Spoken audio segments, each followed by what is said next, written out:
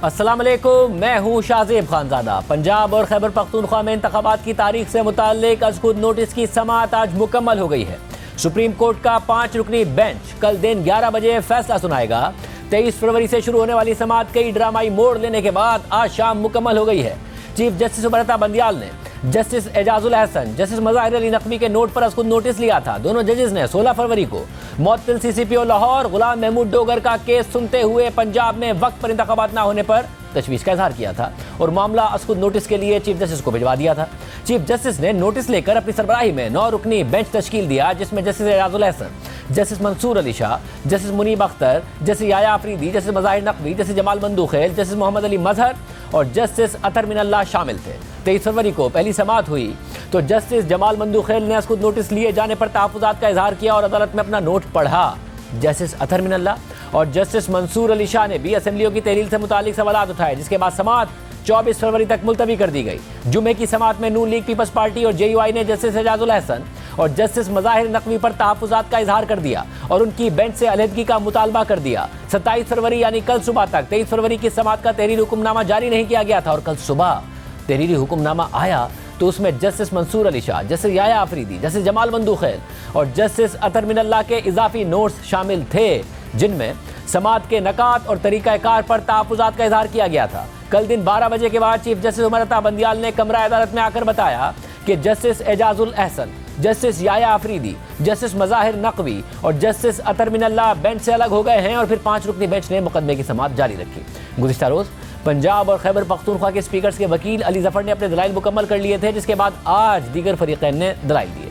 आज की समाअत के दौरान पीपल्स पार्टी, नून लीग और JUI ने फुल कोर्ट की दरख्वास्त वापस ले ली। पीपल्स पार्टी के वकील फारूक H नाइक ने कहा कि सियासी जमातों ने मुश्तरका हिदायत की है कि फुल कोर्ट की दरख्वास्त आगे नहीं बढ़ाएंगे। चीफ जस्टिस ने जो 5 रुकनी लार्जर बेंच बनाया है वही केस सुने।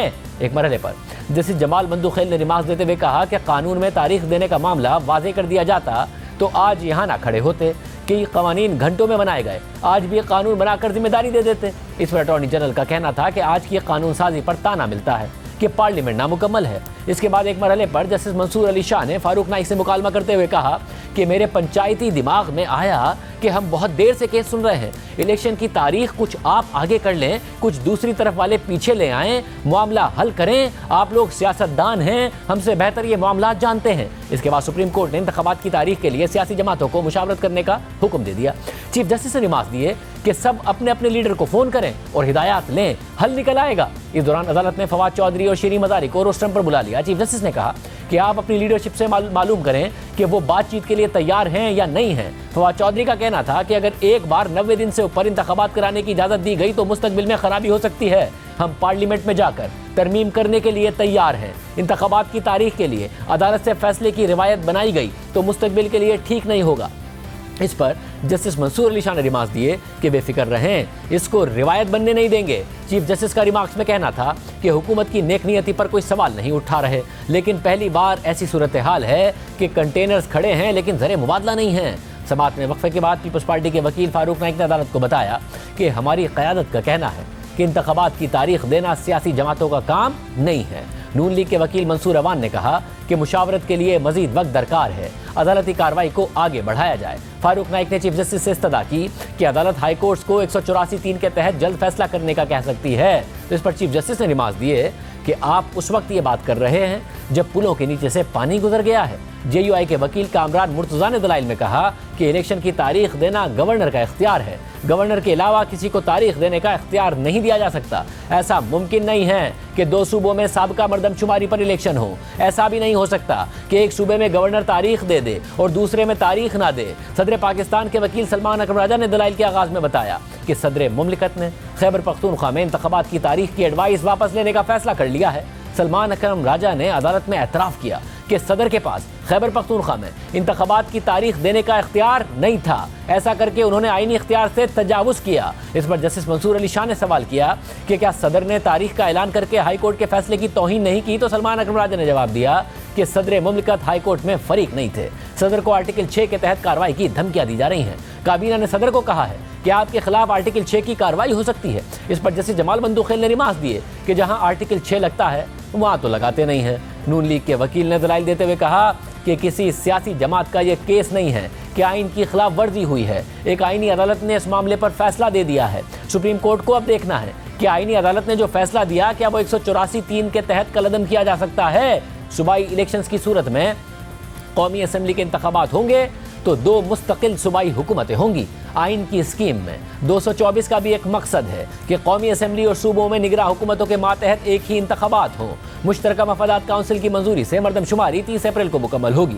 इस पर जस्टिस मुनीब अख्तर ने सवाल किया कि मरदमशुमारी का ऐलान किसने करना है, तो नून लीग के वकील ने जवाब दिया कि वफाकी हुकूमत ने करना है। तो जस्टिस जमाल मंदूखेल ने सवाल किया कि इस बात की क्या जमानत है कि 30 अप्रैल को मरदमशुमारी मुकम्मल होकर नोटिफाई हो जाएगी। नून लीग के वकील ने कहा कि इसकी यकीन दहानी तो वफाकी हुकूमत ही करा सकती है।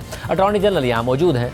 तमाम मुकला के दलाइल मुकम्मल होने के बाद चीफ जस्टिस ने ऐलान किया कि आज ही फैसला सुनाएंगे, लेकिन फिर उनके सेक्रेटरी ने कुछ देर बाद ऐलान किया कि फैसला कल दिन 11 बजे सुनाया जाएगा। एक तरफ तो आज इस्लामाबाद में ये अहम समात होती रही, तो दूसरी तरफ इस्लामाबाद हाई कोर्ट और मातहत अदालतों में भी इमरान खान के केसेस पर अहम पेशरफ्त हुई। इमरान खान को आज इस्लामाबाद की मुख्तलिफ अदालतों से 3 केसेस में जमानत मिल गई है, जबकि तोशा खाना रेफरेंस में सेशन कोर्ट ने इमरान खान के नाकाबिल जमानत वारंट गिरफ्तारी जारी कर दिए हैं और उन्हें 7 मार्च तक गिरफ्तार करके पेश करने का हुक्म दे दिया है। अहम बात यह भी है कि इमरान खान आज 4 केसेस में मातहत अदालतों में पेशी के लिए इस्लामाबाद आए थे, मगर वो 2 अदालतों में तो पेश हुए, लेकिन बाकी 2 अदालतों में पेश हुए बगैर ही वापस लाहौर रवाना हो गए। तो हम आज पूरा दिन उनकी अदालतों में पेशी का मंजरनामा खबरों में रहा। उनकी इस्लामाबाद आमद के सिलसिले में जुडिशल कॉम्प्लेक्स और जिले कचहरी में सिक्योरिटी के सख्त इंतजाम किए गए थे। इमरान खान के खिलाफ तोशाखाना केस की समाअत सुबह 9 बजे शुरू हो गई थी, मगर इमरान खान सुबह 8:30 बजे के बाद अपने खिलाफ 4 केसेस में पेशी के लिए जमान पार्क लाहौर से इस्लामाबाद के लिए बाय रोड रवाना हुए और फिर उनकी इस्लामाबाद आमद तक अदालतों को उनका इंतजार करना पड़ा और समाअत में वक्फे किए जाते रहे और फिर बिलाखिर 1 बजे के बाद इमरान खान 2 केसेस में पेशी के लिए एक बड़े हुजूम के हमरा जुडिशल कॉम्प्लेक्स इस्लामाबाद पहुंचे, जहां उनके कारकुनों की जानिब से बदनज़मी और हंगामा राई भी देखने में आई। तहरीक इंसाफ के कारकुनों ने जुडिशल कॉम्प्लेक्स के दरवाजे को धक्का दिया और तमाम रुकावटों को हटाकर जुडिशल कॉम्प्लेक्स के अंदर दाखिल हो गए, जिसकी वजह से इमरान खान को कमरा अदालत के अंदर ले जाने में दुश्वारी का सामना करना पड़ा, जिस पर वफाकी वज़ीर दाखिला राना सनाउल्लाह ने जुडिशल कॉम्प्लेक्स में हंगामा राई करने वालों के खिलाफ मुकदमा दर्ज करने और उन्हें गिरफ्तार करने का ऐलान किया। और फिर कुछ देर बाद इस्लामाबाद पुलिस ने इंसदाद दहशतगर्दी एक्ट के तहत मुकदमा दर्ज कर लिया और 25 अफराद गिरफ्तार भी कर लिए और मजीद गिरफ्तारियों के लिए छापे मारे जा रहे हैं। बहरहाल आज इसी हंगामा राई के माहौल में इमरान खान सबसे पहले इंसदाद दहशतगर्दी के मुकदमे में सेशन जज राजा जवाद की अदालत में पेश हुए, हाजिरी लगाई और अदालत ने 9 मार्च तक इमरान खान की जमानत मंजूर कर ली। इमरान खान के खिलाफ ये मुकदमा गुज़िश्ता साल अक्टूबर में तोशाखाना रेफरेंस में उनकी नाअहली के फैसले के खिलाफ PTI के एहतजाज की वजह से दर्ज है और कुछ दिन पहले इसी अदालत से अदम पेशी पर इमरान खान की जमानत खारिज हो गई थी और फिर उन्होंने लाहौर हाई कोर्ट में पेश होकर हिफाजती जमानत हासिल कर ली थी। लाहौर हाई कोर्ट को भी इमरान खान की पेशी के लिए काफ़ी इंतजार करना पड़ा था और आखिरकार इमरान खान एक हुजूम के हमरा अदालत आए थे। बहरहाल इस केस में पेशी के बाद इमरान खान जुडिशल कॉम्प्लेक्स में ही मौजूद बैंकिंग कोर्ट चले गए और जज रक्षंदा शाहीन के सामने पेश हुए और कुछ देर बाद बैंकिंग कोर्ट से भी इमरान खान की जमानत कन्फर्म हो गई। अब इन 2 केसेस में पेशी के बाद इमरान खान को दीगर 2 केसेस में पेशी के लिए F11 कचहरी जाना था, जहां उन पर तोशाखाना रेफरेंस में फर्द जुर्म आयद की जानी थी और फिर इक़दाम कत्ल के मुकदमे में भी इमरान खान को अपनी हाजिरी यकीनी बनानी थी। मगर इमरान खान इन दोनों मुकदमात में पेशी के लिए कचहरी जाने के बजाय जुडिशल कॉम्प्लेक्स से इस्लामाबाद हाई कोर्ट रवाना हो गए, लेकिन कचहरी में तोशाखाना रेफरेंस की सुबह से समाअत जारी थी और इमरान खान के इल्तिवा की दरख्वास्त पर एडिशनल सेशन जज जफर इकबाल सख्त रिमार्क्स दे चुके थे। इमरान खान के वकील ने सुबह 9 बजे मौक़िफ़ इख्तियार किया था कि इमरान खान कुछ देर पहले लाहौर से निकल पड़े हैं, उन्हें आज जुडिशल कॉम्प्लेक्स की 2 अदालतों में पेश होना है, इसलिए आज इस अदालत में पेश नहीं हो सकेंगे। समाअत 5 दिन के लिए मुलतवी की जाए। तो एडिशनल सेशन जज जफर इकबाल ने रिमार्क्स दिए कि ये कौन सा तरीका है कि इमरान खान G11 की कोर्ट्स में तो पेश हो सकते हैं मगर कचहरी में नहीं आ सकते। ये कौन सा तरीका है कि इमरान खान जुडिशल कॉम्प्लेक्स तो पेश हो जाएंगे लेकिन इधर के लिए टाइम नहीं बचेगा, इधर फर्द जुर्म आयद होनी है, इधर आ जाएं, फर्द जुर्म आयद हो जाए तो फिर चले जाएं। इसके बाद अदालत ने इमरान खान को दोबारा तलब कर लिया लेकिन वो फिर नहीं आए। 3 बजे के करीब अदालत ने फिर रिमार्क्स दिए कि क्या इमरान खान के वारंट निकाले जाएं तो तब अदालत में पेश होंगे। तो उनके वकील ने जवाब दिया कि सिक्योरिटी रिस्क की वजह से इमरान खान नहीं आ सके, अगली पेशी पर वो अदालत में पेश हो जाएंगे। आज के लिए हाजिरी से इस्तिस्ना दिया जाए, जिस पर अदालत ने कहा कि 3:30 बजे इस हवाले से फैसला सुनाएंगे और फिर 3:30 बजे एडिशनल सेशन जज जफर इकबाल ने इमरान खान के नाकाबिल जमानत वारंट गिरफ्तारी जारी करने का फैसला सुना दिया और उन्हें 7 मार्च तक गिरफ्तार करके अदालत में पेश करने का हुक्म दे दिया। इसके साथ साथ इमरान खान के खिलाफ जिले कचहरी में दूसरा मुकदमा भी तोशाखाना केस के फैसले के बाद होने वाले PTI के एहतजाज से ही मुताल्लिक है। इक़दाम कत्ल का यह मुकदमा थाना सेक्रेटेरिएट में नून लीग के रहनुमा मोहसिन शाहनवाज रांझा की मुद्दत में दर्ज है। इमरान खान को अपनी जमानत में तौसी के लिए आज इस अदालत ने तलब कर रखा था, मगर आज सुबह इमरान खान ने अचानक अपनी दरख्वास्त जमानत ही वापस ले ली और ये दरख्वास्त इस्लामाबाद हाई कोर्ट में दायर कर दी। अब आम बात यह है कि अगर इमरान खान इस मुकदमे में जमानत हासिल करने के लिए ज़िला कचहरी आते तो उन्हें इसी अदालत में तोशाखाना रेफरेंस में भी पेश होना पड़ता और फिर मुमकिन तौर पर आज ही उन पर फर्द जुर्म आयद हो जाती। लिहाजा इमरान खान ने तोशाखाना रेफरेंस में फर्द जुर्म की कार्रवाई से बचने के लिए बज़ाहिर हिकमत अमली के तहत इक़दाम कत्ल के मुकदमे में अपनी ज़मानत की दरख्वास्त वापस ले ली और हाई कोर्ट से रुजू कर लिया। बहरहाल इमरान खान जुडिशल कॉम्प्लेक्स से अपने काफिले के हमरा 3:30 बजे के करीब इस्लामाबाद हाई कोर्ट पहुंचे और वहां भी बदनज़मी देखने में आई। उनकी गाड़ी काफ़ी देर तक हाई कोर्ट के मरकजी दरवाजे पर खड़ी रही। अदालती अमले ने वाज़े किया कि इमरान खान की गाड़ी दीगर साइलिन की तरह अंदर नहीं जा सकती, मगर तहरीक इंसाफ के रहनुमाओं के इसरार के बाद इमरान खान की गाड़ी को बायोमेट्रिक के लिए अंदर जाने की इजाज़त दे दी गई, जहाँ इमरान खान ने पहले बायोमेट्रिक कराया और फिर इक़दाम कत्ल के मुकदमे में ज़मानत क़ब्ल गिरफ्तारी के लिए अदालत में पेश हुए। फिर chief justice Islamabad high court Aamir Farooq ने समाअत करते हुए 9 मार्च तक इमरान खान की ज़मानत मंजूर कर ली और फिर इमरान खान इस्लामाबाद हाई कोर्ट से लाहौर के लिए रवाना हो गया। अहम बात यह कि इमरान खान की इस्लामाबाद आमद के बाद आज 3 मुकदमात में उन्हें ज़मानत मिल गई है, लेकिन तोशाखाना रेफरेंस में अदम पेशी पर इमरान खान के नाकाबिल ज़मानत वारंट जारी कर दिए गए हैं। आज इमरान खान की इस्लामाबाद हाई कोर्ट में पेशी के दौरान एक काबिल मजम्मत वाक़या भी पेश आया। पुलिस एहलकारों ने कवरेज के लिए आने वाले सहाफ़ियों को हाई कोर्ट में दाखिले से रोका और उन पर तशद्दुद भी किया, जिसका इस्लामाबाद हाई कोर्ट के चीफ जस्टिस और IG इस्लामाबाद ने नोटिस ले लिया है। तमाम मामला पर बात करने के लिए हमने तहरीक इंसाफ को दावत दी, वो प्रोग्राम में नहीं आए। वज़ीर दिफा ख्वाजा आसिफ साहब हमारे साथ बोले थे। ख्वाजा साहब बहुत शुक्रिया मुझे ज्वाइन करने के लिए। ख्वाजा साहब समाअत आज ही मुकम्मल हो गई। पहले आप लोगों का फुल कोर्ट का मुतालबा रहा, आज मुश्तरका तौर पर फारूक नाइक साहब ने जमातों की तरफ से कह दिया कि जी फुल कोर्ट का मुतालबा वापस लेते हैं, यही बेंच समाअत करे। समाअत मुकम्मल हो गई है। अब ये तो हो नहीं सकता कि 90 दिन से बियॉन्ड जाकर कोई भी अदालत की तरफ से फैसला आए, तो आपको फैसला मानना ही पड़ेगा। और नाउ ये जो एतराज़ हो रहा है कि आप लोग इंतखाबात डिले कराना चाहते हैं, जो मरियम नवाज साहिबा का नारा है कि पहले इंसाफ और फिर ये, इसलिए देखें अगर कोर्ट जो है वो फैसला करती है इसमें इस सिलसिले में, मैं उस पर कमेंट नहीं करना चाहूँगा क्योंकि सुबह 11 बजे फैसला होना है। मैं उसको प्रीएम्प्ट नहीं करूँगा, ना किसी और कमेंट से जो है कोई उस पर करना मुनासिब नहीं समझता। लेकिन कानून और कायदे के मुताबिक तो ये है कि अगर इलेक्शन अनाउंस हो जाता है तो फिर इलेक्शन होना चाहिए बिल्कुल, क्योंकि हमें कोई हेजिटेंसी नहीं है इलेक्शन करवाने की। बाकी जो लवाजमात जो है वो पूरे होते रहेंगे, वो दूसरे अदारों का जिम्मेदारी है, वो हमारी जिम्मेदारी नहीं है। सब मगर फिर ये जो मामलात हैं कि वजारत ख़जाना कह रही हो कि पैसे नहीं है, वजारत दाखिला कह रही हो कि सिक्योरिटी नहीं है, ये मामलात नहीं हो रहे होंगे। देखें ये तो अब गवर्नमेंट जो है उस फैसले के बाद देखेगी, बंदोबस्त करेगी कि सिक्योरिटी प्रोवाइड करनी है, पैसे प्रोवाइड करने हैं, इस तरह दूसरी चीज़ें जो प्रोवाइड करनी है। लेट्स सी, लेकिन मैं तो एक थ्योरेटिकल बात कर रहा हूँ कि अगर फिर सुप्रीम कोर्ट का फैसला आता है तो उसको मानना जो है, मेरा ख्याल है कि उसके लवाजमात जो है पूरे करने पड़ेंगे। साहब, और जो आप लोगों का 2 जजेस पर एतराज़ था, उनमें से वो इस बेंच का तो हिस्सा नहीं रहे, मगर ऐसा नहीं है कि कोई उसके बाद कोई लाएअमल या कोई स्टेटमेंट सामने आया है, मगर चीफ जस्टिस का कम से कम आप ये स्टेटमेंट तो देख ही रहे हैं कि उनके वो बेंचेस का हिस्सा भी बन रहे हैं, आज भी एक बेंच का हिस्सा बने, तो ये एक स्टेटमेंट के तौर पर ही आप ले रहे हैं, फिर आगे क्या करेंगे? मेरा ख्याल है ये वकला की स्ट्रेटजी है ऐसी। मैं थोड़ा सा मोहतात होकर बात कर रहा हूँ, मैं कि ऐसे को मैं प्रीएम्प्ट ना कर दूँ एक कानून और जो आईनी पेचीदगियाँ हैं उनसे नाबल्द होना जो है, नाबल्द तो नहीं हूँ, लेकिन जितने जो वकला है हमारे वहाँ पे जो टीम है तो सारी पार्टियों की मुझसे कहीं ज़्यादा जो है वो इस चीज़ को जानती है। तो मैं एक पॉलिटिकल कमेंट दे के कोई पोजीशन जो है उसको कॉम्प्रोमाइज़ नहीं करना चाहता, इसलिए मैं थोड़ा सा मोहतात होकर गुफ्तगू कर रहा हूँ। वैसे तो मैं आगे पीछे तो गैर मोहतात हो जाता हूँ, आपको भी पता है, बाकी सबको भी पता है। वैसे चाहे मैं, क्योंकि आप इस पर कॉमेंट नहीं करना चाह रहे, तो दूसरा जो मामला है वो है इमरान खान साहब के हवाले से। अब इमरान खान साहब आज पेश भी हुए और ज़मानतें कराकर वापस चले भी गए, और क्योंकि तहरीक इंसाफ का ये इल्ज़ाम है कि आप लोग चाहते हैं कि किसी भी तरीके से इमरान खान साहब को रेस से बाहर करें, और ये लेवल प्लेइंग फील्ड है जो आप चाहते हैं, मगर वो रेस से बाहर होते तो नहीं नज़र आ रहा। अगर अप्रैल में इलेक्शन होना है तो ऐसा तो नहीं लगता कि कोई भी मुकदमे में उनके खिलाफ कोई कन्विक्शन आ जाएगी या कोई ऐसा फैसला आ जाएगा, तो इलेक्शन तो कैंपेन कर रहे होंगे और नवाज शरीफ साहब यहाँ नहीं होंगे। लेकिन लेवल प्लेइंग फील्ड का तो ये हाल है कि वो बाकायदा अदालतों पे हमला करते हैं। आज लोग मुसल्ला भी थे, उनमें से सैकड़ों लोग वो साथ लेके गए, अदालत का गेट जो है तोड़ दिया गया, जुडिशल कॉम्प्लेक्स का, अंदर लोग जिस तरह दाखिल हुए, नवाज शरीफ साहब का जिस वक्त पेशी होती थी और जिस तरह हमारी चेकिंग करके एक एक बंदे को, और बेशतर बंदों को 75% को एंट्री रिफ्यूज़ कर दी जाती थी।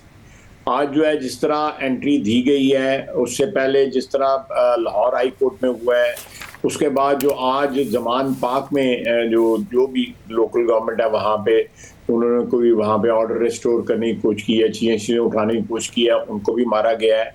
तो मैं समझता हूँ कि ये लॉलेसनेस की जो एक खुली छुट्टी है वो सिर्फ इमरान खान साहब को मिली हुई है तमाम फ्री कैंट की तरफ से। और इन हालात में आप देख सकते हैं कि जमानतें भी धड़ाधड़ उनकी हो रही हैं, केस भी बन रहे हैं, लेकिन जमानतें भी हो रही हैं। हमारी तो एक एक केस में जो है 4-4 5-5 जमानतें, मेरे तो 3 बेंच तो टूट गए थे, लोग मेरा केस सुनने को तैयार नहीं थे। मेहरबानी है अदलिया की कि अल्टीमेटली अदलिया में कोई ना कोई ऐसे अनासर थे जिन्होंने मेरी जमानत सुननी भी और मेरी जमानत कर भी दी, नहीं तो 3 बेंच टूटे थे। और यहाँ तो प्लस्तर 6 महीने से नहीं उतर रहा, उसका कोई मेडिकल एग्जामिनेशन नहीं है, कोई मेडिकल कंफर्मेशन नहीं है उस चीज़ की। तो ये सारी चीज़ें हो रही हैं, देखिए कहाँ जाके रुकती हैं। वैसे मगर आज एक केस में जिसमें उन पर फर्द जुर्म आयद होनी थी उसमें वो नहीं पेश हुए, तो जज साहब ने नाकाबिल ज़मानत वारंट गिरफ्तारी जारी किए, तो क्या हुकूमत अब इस तरफ बढ़ेगी कि फिर गिरफ्तार करे, क्या करेगी हुकूमत? नहीं देखिए जी, अगर कानून हमें इजाज़त देगा, कानून अगर हमें इस चीज़ की जो है वो जो है एक किस्म का प्रोवाइड करता है, एक प्लेटफॉर्म या एक इजाज़त प्रोवाइड करता है जिसमें उनकी गिरफ्तारी हो सकती है, हम ज़रूर गिरफ्तार करेंगे। इसमें कोई किसी को शक नहीं होना चाहिए। लेकिन किसी चीज़ में जो है हम हदूद नहीं क्रॉस करेंगे, जिस तरह हमारे खिलाफ मियां नवाज शरीफ से लेके मेरे जैसे वर्कर के खिलाफ जो हदूद क्रॉस हुई हैं वो नहीं होगी, इंशाल्लाह ताला नहीं होगी। मतलब मगर उनका एक कॉन्फिडेंस है, जाहिर है, इसीलिए वो इंतखाबात चाहते हैं, और आप उतना कॉन्फिडेंट नहीं हैं। आप तो कॉन्स्टिट्यूंसी पॉलिटिक्स को समझते हैं, इतने इलेक्शन आपने लड़े हैं, आपको भी नज़र आ रहा है कि अगर इलेक्शन हुए तो आपका पंजाब में जीतना अब आसान नहीं है, और यही कॉन्फिडेंस है जिसकी वजह से तहरीक इंसाफ आगे बढ़ रही है।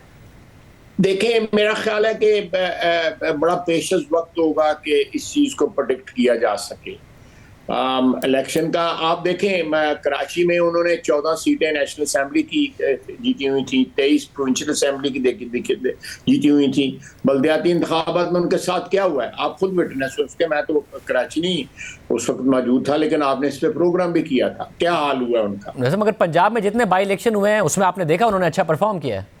देखें बाई इलेक्शन की उन्होंने इनकम्बेंट सीटें हारी हैं, बाकी जो जीती हैं वो उन्होंने इनकम्बेंट सीटें अपनी जीती हैं जिनमें उनकी ऑलरेडी मौजूदगी बस थी, जीती हैं। उन्होंने कोई नई सीटें नहीं आई, बल्कि नई सीटें उन्होंने क्लेम ही नहीं की। अपनी जो है जो उनके पास सीटें थी वो हारी हैं, 3 सीटें हारी हैं उन्होंने।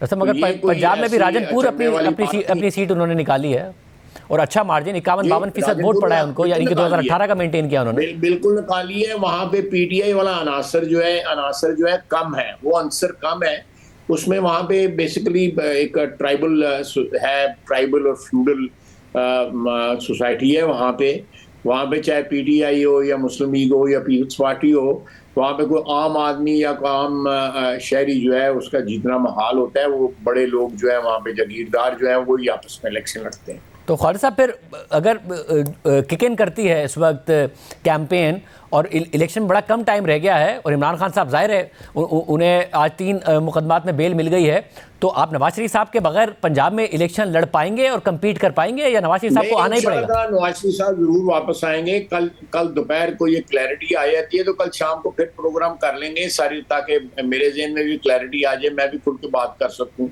मैं भी जरा थोड़ा मतलब क्लैरिटी तो सूरत में आएगी कि कल सुबह फैसला आ जाए और फिर आपकी दोपहर में नवाज शरीफ साहब से मीटिंग हो जाए कि वो आ रहे नहीं आ रहे, और फिर शाम में आप आके बता सके, तभी क्लैरिटी आएगी, वरना कैसे आएगी? नहीं, मैं कोशिश करूंगा मैं ये सारी चीजें जो है कल शाम को आपको बता सकूं। मगर मैं फिर कह रहा हूँ, कॉन्स्टिट्यूंसी पॉलिटिक्स को समझते हैं, नवाज शरीफ साहब के बगैर आप जीत सकते हैं पंजाब में, या फिर पीटीआई का पलड़ा भारी है, इमरान खान साहब कैंपेन कर रहे हैं? नवाज शरीफ साहब आएंगे वो हमारा बहुत बड़ा एडवांटेज है, ये आपकी बात दुरुस्त है, मैं उससे इत्तेफाक करता हूँ कि उनकी गैर मौजूदगी में हमें एक डिसएडवांटेज होगा। मरियम का एक एडवांटेज है बिल्कुल, वो भी एक सिक्काबंद चीज़ है, लेकिन मियाँ नवाज शरीफ जब आएंगे वो कायद हैं, उनका एक अपना ऑरा है, एक अपना पॉपुलरिटी का ग्राफ है, उनकी अपनी एक तारीख है, उनकी कुर्बानियों की एक लंबी दास्तान है। तो ये सारी चीज़ें जो हैं ये आम आदमी के लिए, एक आम वोटर के लिए बड़ी मैटर करती हैं। मगर 30% की महंगाई है, एक तरफ आप कह रहे हैं कि उनका ट्रैक रिकॉर्ड है, डिसएडवांटेज है। तो 30% की महंगाई, नवाज शरीफ साहब उसमें कुछ कर पाएंगे अगर आप भी गए तो, इस महंगाई के साथ और इस परफॉर्मेंस के साथ? लेकिन आम आदमी जो है ना अब समझने लग पड़ा है कि महंगाई किस वजह से हुई है। हो सकता है सारे ना समझें, लेकिन फिर भी मैं समझता हूँ आज से 3-4 माह कबल के जो हालात हैं उससे हालात जो है बेहतर हैं। लेकिन आप सही कह रहे हैं कि महंगाई एक बहुत बड़ा फैक्टर होगी इन इलेक्शन। तो नवाज शरीफ साहब उसे कैसे कॉम्पेंसेट करेंगे? वो आ भी गए तो आपका जीतना मुश्किल है। अल्लाह खैर करेगा, अल्लाह खैर करेगा। मरियम के जो इस वक्त कन्वेंशन हो रहे हैं मुख्तलिफ डिवीजनल जो हैं इस वक्त मुख्तलिफ डिवीजन्स में, आज साहिवाल में थी मेरे ख्याल है, कल परसों सरगोदा में थी, गुजरांवाला में भी 3 तारीख को होने वाला है। तो वो बड़ी पजीराई मिल रही है उनको, ऐसी कोई बात नहीं है। पब्लिक जो है बड़ी मोटिवेटेड है। कोई अल्लाह खैर करेगा, कोई ऐसी मुझे ख़तरे वाली बात जो है नज़र नहीं आती। लेकिन जो है कम से कम जो है नेगेटिव भी फैक्टर्स मौजूद हैं और उनको हमें काउंटर करना पड़ेगा। बहुत शुक्रिया। और अब से कुछ देर पहले वफाकी वज़ीर दाखिला राना सनाउल्लाह ने ट्वीट किया है कि जुडिशल कॉम्प्लेक्स पर हमला अदालती निज़ाम को यरगमाल बनाने और मन मर्जी के फैसले कराने की साजिश है। आज एक शख्स ने मुसल्लह गिरोह के हमरा अदालती निज़ाम को यरगमाल बनाने की कोशिश की। ये वही शख्स है जिसके पास ना तो फॉरेन फंडिंग का जवाब है और ना ही तोशाखाना से अरबों की चोरी का। राना सनाउल्लाह ने मज़ीद लिखा कि जुडिशल कॉम्प्लेक्स पर हमले का मुकदमा दर्ज कर दिया गया है। मुलविस अफराद की CCTV फुटेज के जरिए शनाख्त की जा रही है और इमरान खान समेत सबको गिरफ्तार किया जाएगा। इमरान खान को ऐसा करने की तरगीब उसको दी जाने वाली स्पेशल ट्रीटमेंट का नतीजा है। मौजूदा अदलिया को इन कानून शिकनों के खिलाफ किसी किस्म की रियायत नहीं बरतनी चाहिए। यह अदलिया की इज्जत व तकरीम का मामला है, इसमें किसी सूरत नरमी नहीं बरती जाएगी। कानून का एहतराम ना करने और गुंडागर्दी करने वालों के खिलाफ सख्त कानूनी कार्रवाई की जाएगी। आज की तमाम मामला पे बात करने के लिए हमने तहरीक इंसाफ को भी दावत दी है, मगर कोई प्रोग्राम में नहीं आया। प्रोग्राम लाइव है, वो हमें ज्वाइन कर सकते हैं। एक और बहुत अहम इशू है, वो आपके सामने रखेंगे ब्रेक के बाद।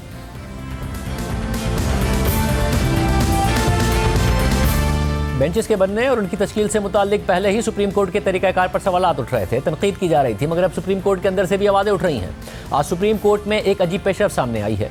आज जस्टिस काजी फ़ाइज़ ईसा को एक केस की समाअत करनी थी और यह तय था कि जस्टिस काजी फ़ाइज़ ईसा और जस्टिस हसन अजहर रिजवी इस केस की समाअत करेंगे। मगर जब जस्टिस काजी फ़ाइज़ ईसा कमरा अदालत में पहुंचे तो उन्हें पता चला कि उनके साथ बेंच में अब जस्टिस हसन अजहर नहीं बल्कि जस्टिस याया आफरीदी मौजूद होंगे। दिलचस्प बात यह है कि जस्टिस याया आफरीदी जो पहले ही एक बेंच की सरबराही कर रहे थे, उन्हें आज अचानक जस्टिस काजी फ़ाइज़ ईसा के बेंच में शामिल कर दिया गया और जस्टिस मज़ाहिर नकवी जो जस्टिस याया आफरीदी से जूनियर हैं, उन्हें एक बेंच की सरबराही दे दी गई है और जस्टिस हसन अजहर रिजवी जो जस्टिस काजी फ़ाइज़ ईसा के साथ बेंच में थे, उन्हें जस्टिस मज़ाहिर नकवी के साथ बेंच में शामिल कर दिया गया है। बेंच की इस तरह अचानक तब्दीली से मुताल्लिक आज जस्टिस काजी फ़ाइज़ ईसा और जस्टिस याया आफरीदी दोनों मौजूद जजेस ने बरहमी का इजहार किया और सुप्रीम कोर्ट के रजिस्ट्रार को रिकॉर्ड समेत तलब कर लिया और उनकी सरजमिश भी की गई। इस हवाले से समाअत करते हुए जस्टिस काजी फ़ाइज़ ईसा ने रिमार्क दिए कि हम चाहते हैं कि शफाफियत होनी चाहिए। अगर सुप्रीम कोर्ट का रजिस्ट्रार केस एक से दूसरे बेंच में लगा देगा तो शफाफियत कैसे होगी? लगता है कि एक रजिस्ट्रार तो मेरे जैसे जज से भी ज्यादा ताकतवर है। मैं 2010 के केस नहीं सुन सकता क्योंकि केसेस रजिस्ट्रार समाअत के लिए मुकर्रर करता है। क्या मैं फोन करके रजिस्ट्रार को यह कह सकता हूं कि फला केस फला बेंच में लगा दें? जिस पर रजिस्ट्रार सुप्रीम कोर्ट ने जवाब दिया कि चीफ जस्टिस की मंजूरी से ही मुकदमात समाअत के लिए मुकर्रर किए जाते हैं। इस दौरान जस्टिस याया आफरीदी ने रिमार्क दिए कि सवाल यह है कि बेंच में जस्टिस हसन रिजवी साहब थे तो बेंच क्यों तब्दील हुआ? केसेस फिक्स करने का क्या तरीकाकार है? जस्टिस काजी फ़ाइज़ ईसा ने रिमार्क दिए कि मुकदमात मुकर्रर करने की क्या पॉलिसी है। अदालत ने 2 अप्रैल 2022 को रजिस्ट्रार को हुक्म दिया था कि मुकदमात मुकर्रर करने का तरीकाकार तय हो। रजिस्ट्रार ऑफिस में मुकदमात फिक्स करने से मुताल्लिक शफाफियत नाम की कोई चीज़ ही नहीं है। जैसे याया आफरीदी और मेरा बेंच तब्दील क्यों किया? बगैर बताए बेंच तब्दील करने से अवाम के जहन में शुबहात पैदा होते हैं। जिस पर रजिस्ट्रार सुप्रीम कोर्ट ने जवाब दिया कि चीफ जस्टिस के स्टाफ ऑफिसर ने ज़बानी हिदायत पर बेंच तब्दीली का प्रपोजल बनाया। चीफ जस्टिस के स्टाफ अफसर ने कहा कि चीफ जस्टिस की हिदायत है कि जजेस रोस्टर तब्दील किया जाए, जिसके बाद जस्टिस काजी फ़ाइज़ ईसा ने रिमार्क दिए कि साइलिन और वकला से मुआज़रत करता हूं कि आज समाअत नहीं कर सकता। अचानक बेंच की तब्दीली की वजह नहीं बताई गई। अचानक बेंच की तब्दीली और मुकदमा मुकर्रर होने से शुबहात जन्म लेते हैं।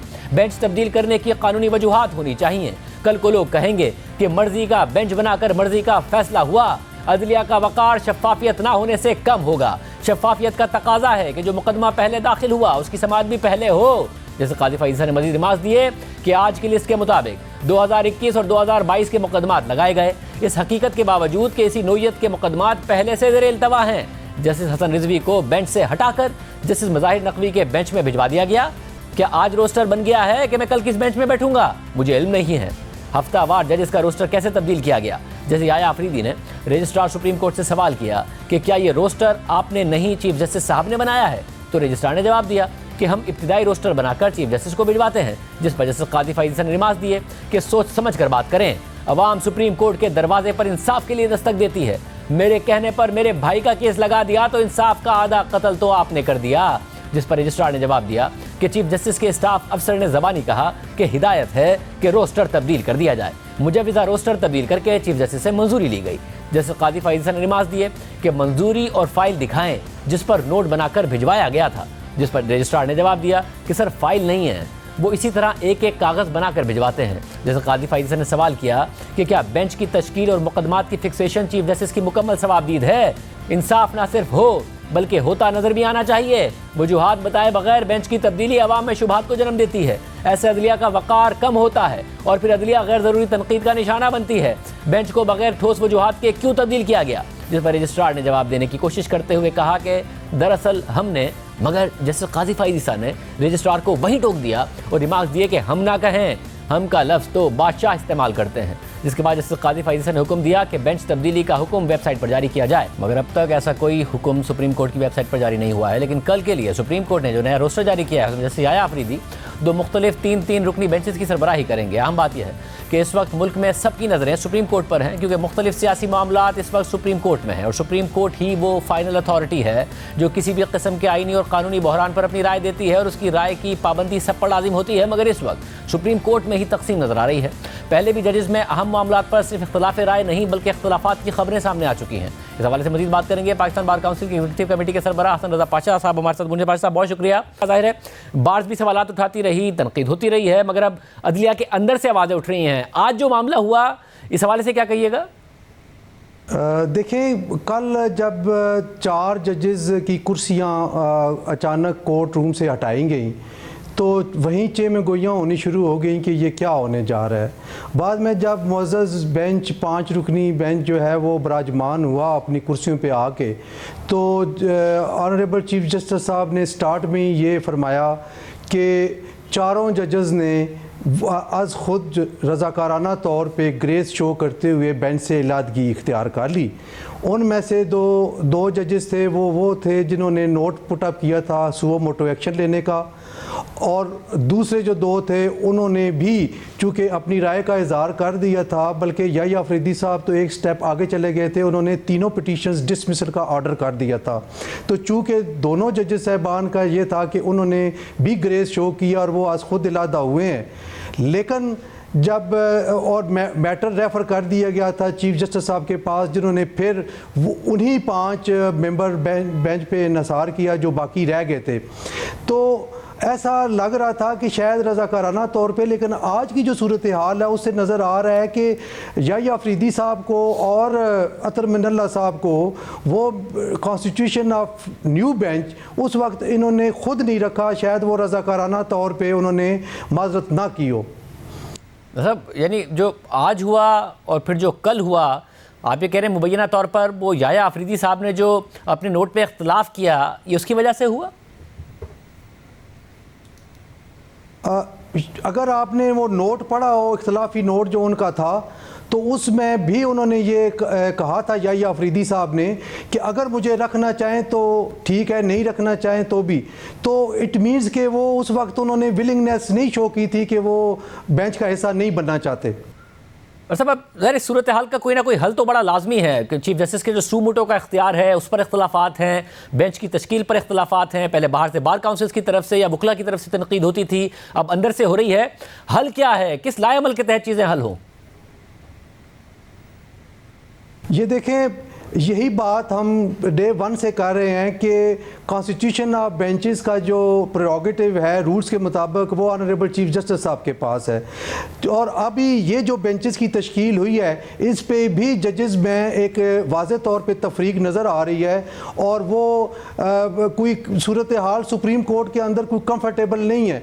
अभी आपको भी पता होगा, आपने भी टिकट चलाया होगा अपने चैनल पे कि जब बेंच बर्खास्त हुआ तो उस वक्त चीफ जस्टिस साहब ने ये फरमाया था कि आफ्टर ए शॉर्ट वाइल हम वापस आ रहे हैं, रिज्यूम करेंगे। लेकिन आधे घंटे के बाद उनके कोर्ट असिस्टेंट ने आके कहा कि जी ये कल 11 बजे होगा। तो ये हालात कोई इतने अच्छे नहीं नज़र आ रहे।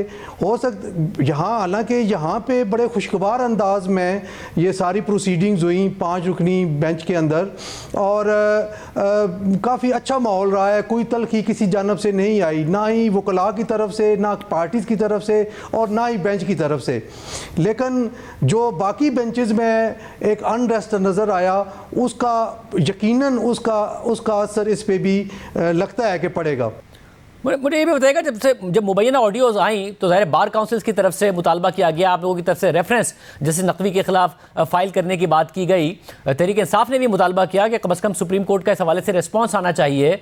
फिर हमें नज़र आया जैसे जमाल मंदुखेल ने मुबैना ऑडियोज़ का जिक्र किया, जैसे मंसूर अली शाह ने जिक्र किया कि इदारे की तरफ से यानी सुप्रीम कोर्ट की तरफ से इस हवाले से कोई रिएक्शन नहीं आया है। मगर जब चीफ जस्टिस साहब 9 रुकनी बेंच बनाए उसमें जस्टिस नकवी साहब शामिल हों, फिर आज अचानक एक बेंच तब्दील हो, या अफरीदी साहब चले जाए फायजीसा साहब के साथ और जस्टिस नकवी साहब को की सरबराही में एक बेंच बनाया जाए, तो ये एक रिस्पांस और रिएक्शन ही तो है ना चीफ जस्टिस का कि उन्हें एतमाद है जस्टिस नकवी साहब पर और आप इस एतमाद को कबूल करते हैं क्योंकि आप लोगों ने ऐलान किए थे। देखिए, ये अब डिपेंड करता है नकवी साहब के कि वो अब बेंच का हिस्सा रहना चाहते हैं या नहीं। हालात इतने दगरगू हो गए हैं कि ओपनली हर तरफ से बातें आ रही हैं। एक रेफरेंस ऑलरेडी दायर हो चुका है, हमारे 5 रेफरेंस जो हैं 6 वो इन प्रोसेस हैं, होपफुली वो फ्राइडे सैटरडे तक फाइल हो जाएंगे। तकरीबन हमने सारी जो है तैयारी मुकम्मल कर ली है, 2-4 डॉक्यूमेंट्स हमने अनेक्स करने हैं, बाकी कोई ऐसी चीज़ नहीं रही।